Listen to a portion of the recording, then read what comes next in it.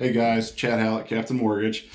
Starting my new podcast here in Fredericksburg, Virginia. It's called Whiskey, Wisdom, and Real Estate. The point of this podcast is just to share wisdom in a humorous way, but also some intelligent knowledge bombs. And I'm going to bring in industry experts, real estate agents, investors, flippers, buy and hold people, contractors who do renovations to give us some tips, title people, you name it, I'm going to have it. And we're going to keep the knowledge flow going. Most days, we're going to also share a good whiskey and talk about that a little bit. And then whoever my guest is, we're going to BS a little bit and share just some general wisdom that, from our experience. Unfortunately, today it's 10 a.m., so I'm going to pass on the whiskey for now. I'm going to be good this one time. Today, I'm honored to have the famous Miss Abby Fitzsimmons from Stafford, Virginia. She is a long-term real estate agent with the brokerage Coldwell Banker Elite up in Stafford. Miss Abby. Hey, how's it going? It's going. It's 5 o'clock somewhere. You should have brought the whiskey. I know, you would have indulged, right? I was trying to be good today. And plus I didn't have anything special in the cabinet. But I do have some downstairs. Next time I'm not running out the door, we'll take care of that. But today we don't have a specific topic in mind. We just want to introduce the podcast and then go over some things that have been popping up in recent conversations and stuff. You have anything that clients have been asking you or, friends or family? People have just been concerned about interest rates and values of houses tanking. Yeah. I have seen interest rates going up, but I've not seen values tanking at all. No, absolutely. I had to do I used a service called MBS Highway. It's MBS stands for Mortgage-Backed Securities, and it's a product offered by Barry Habib, who owns the company, and he's considered a genius in that market. Mortgage-backed securities, that bond market, is what drives interest rates, not necessarily what the regular stock market's doing or the Fed or whatever. They're all interlinked, but that's the market we care about. Well, his platform that I pay for also offers different calculators, projections, stuff like that, charts. And I was able to help a brand new agent out of King George convince husband-wife pair. The wife was on board to go with the purchase. Husband thought market's going to tank, bottom out here this spring, and didn't want to buy. He's feeding into the nonsense that we're seeing on Facebook and all the armchair quarterbacks, as we call them, that aren't in the industry and don't know what trends to follow. Fortunately, I was able, through a series of calculators and charts and nice PDF documents with these financial graphs, show him the trends just over the last few years, but also over the last 30, and why we are not going to see a crash this time. And I know you've told me before, law of supply and demand reigns supreme, right? There's lots of buyers and there's hardly anything on the market. Nothing on the market, right? Yeah. Sellers are afraid to make moves right now because interest rates, or they don't want to give up. It's really mental. They're not looking at long-term appreciation on the home or the other factors of growing wealth through real estate. They're just looking at that interest rate, and they got sticker shock like crazy. But how are you seeing houses? Are they sitting or are they going? No, my last few listings, my last listing, it was under contract before we even went active because there's nothing on the market. See? So that's what I tell people. And recently we held a watch party at a couple offices that I partner with for Barry Habib did a presentation at the end of December, and he talked a lot about the pent-up demand that's going on because of interest rates. A lot of buyers are afraid to make a move right now. They're waiting patiently for rates to come down. Well, now they're tired of waiting. This spring, it's going to happen. So there's a lot of pent-up demand right now, and we've seen the difference on my side of things with applications. January, I was probably averaging one app a week. Now I'm averaging 8 to 10. Nice. It's coming. So we need those sellers to get ready because we got a lot of buyers ready to buy your house. Which means lots of buyers equal bidding wars, which means a good chunk of change that you can put towards your next home. or potentially buy down your rate or do a temporary buy down program that makes that house next house more affordable for you. Um, Also, potentially waiving appraisals or mm-hmm, foregoing home inspections, or at least asking for home inspection mm-hmm. repairs. So, Yeah. I was advising a VA buyer yesterday. She asked me if she could get closing costs. And I said, really, it's um, a couple of years ago. I mean, that was an easy yes or no answer, right? mhm. We knew what market we were in and what area, whatever. Now it's not an easy question. There's some neighborhoods that are so desirable. And like you said, there's so few properties on the market, especially as further north you go. That no, there's, I'm starting to see 10, 12 bids again. Yeah. Um, but there's other areas, more rural, still nice, large, quality homes that, yeah, you can get closing costs and some concessions and stuff. You're still seeing some listings with buy or seller will pay 2% towards buying down rate or something like that. But I think, like you said, supply and demand, we need more supply. Yeah. For the best chance of getting closing costs, find a house Hmm. that's been sitting for a little while. I think a big thing for you and I and anybody that's on the our side of the transaction, we need to be. I've always preached to agents, and I do a lot of social media. I'm doing this podcast about educating the market on where the market is to buyers and consumers, but we need to be educating builders. So I'm starting to see what looks like builders slowing down because their houses in some of the rural areas are sitting for a little bit, and that scares them. They got holding costs.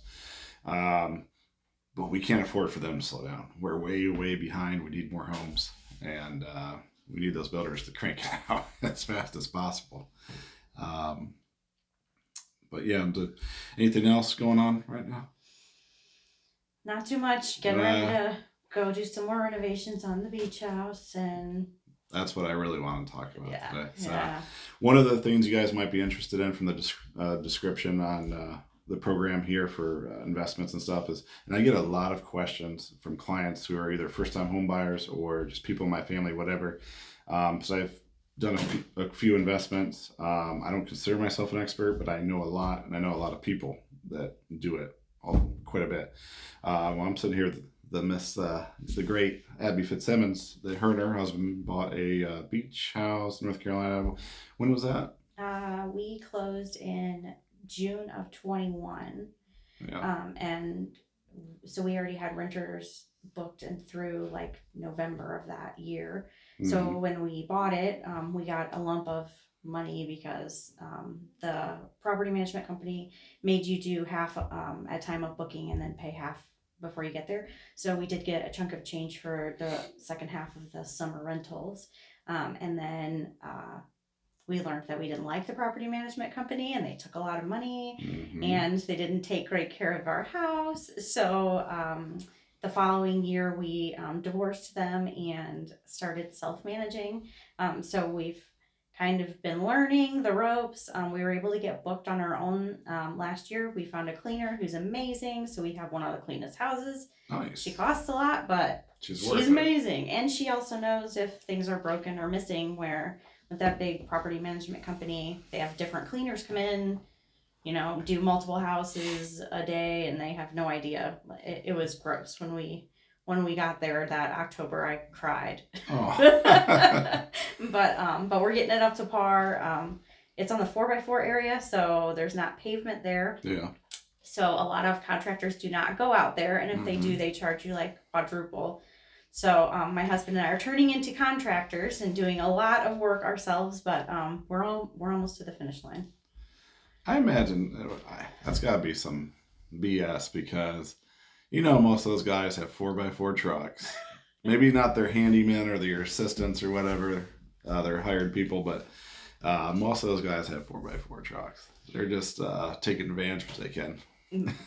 They can. But that's why she showed up with knuckles like Rocky Balboa. She looked like she was at a meat locker punching sides of beef before she showed up.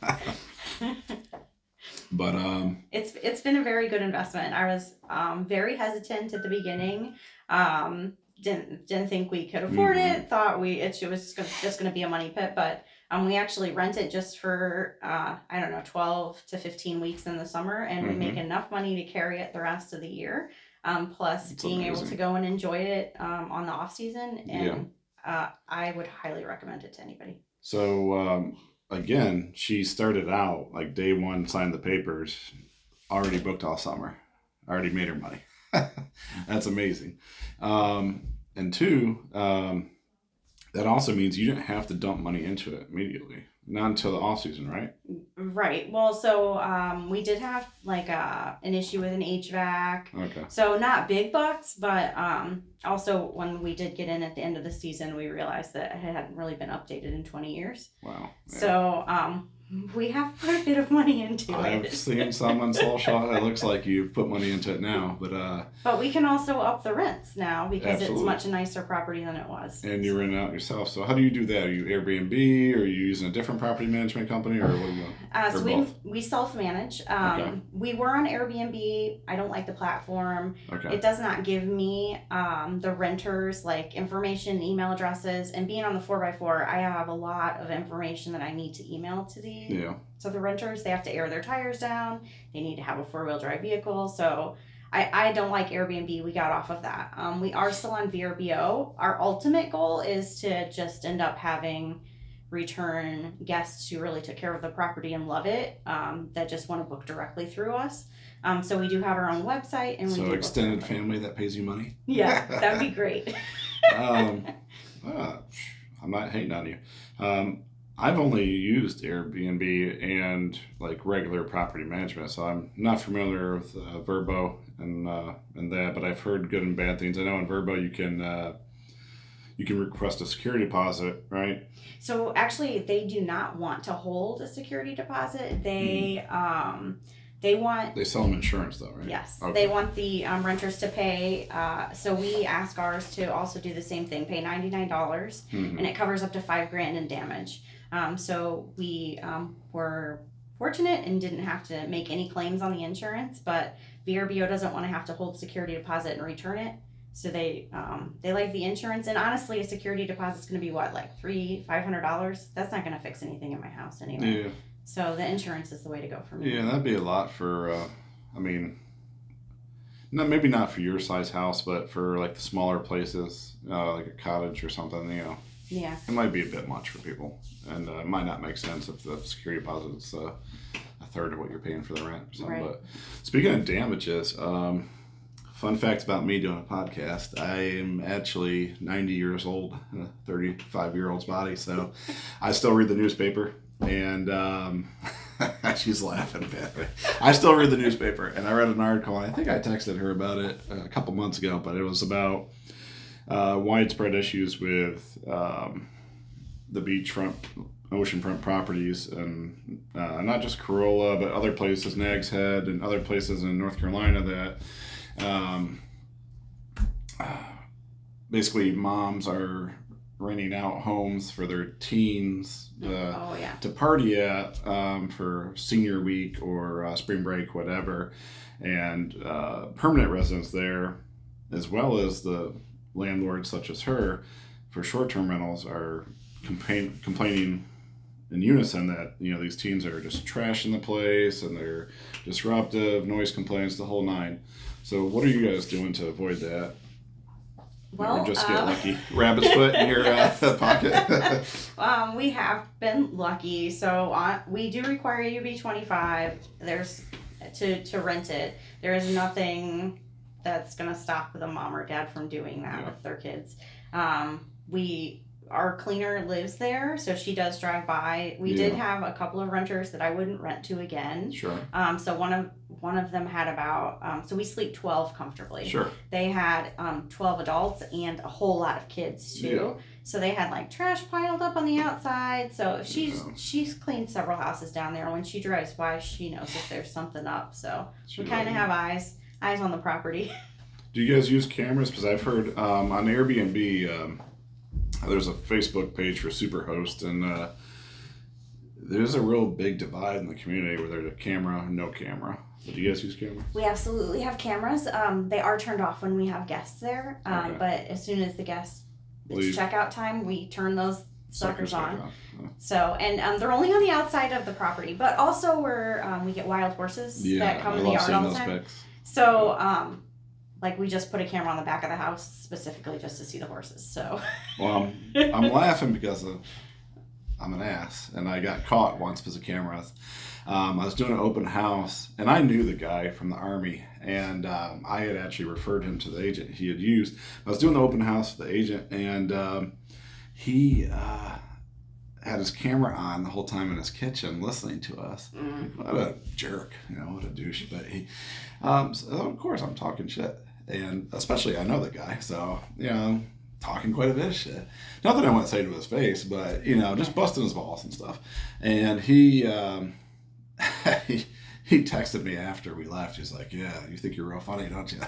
But that's my experience with the cameras. I think it's interior cameras are an invasion of privacy. Exterior, I 100% agree with. yeah, I think it protects you as a homeowner. Can protect the guests too. Some people like to keep them active when the guests are there, but only do certain ones like facing the driveway, or yeah, they don't want the guests to feel spied on, but at the same time secure. And they've had some guests say that they preferred the cameras for a safety reason. There's a loud crash in the middle of the night, and they were able to message the host, and the host looked on the camera and it was raccoon or something. So I get it, but I think a majority of people don't want to be spied on. yeah, And whether that's they don't feel comfortable, which I wouldn't feel comfortable either, or because they're rule breakers. I know that's where the divide is on the Superhost page. Is you'll get people that rent a house with a pool or something, and the house rule is no more, let's say, max 4 guests or 6 guests. Well, they'll rent the house. Their other buddy rented a house down the road, no pool,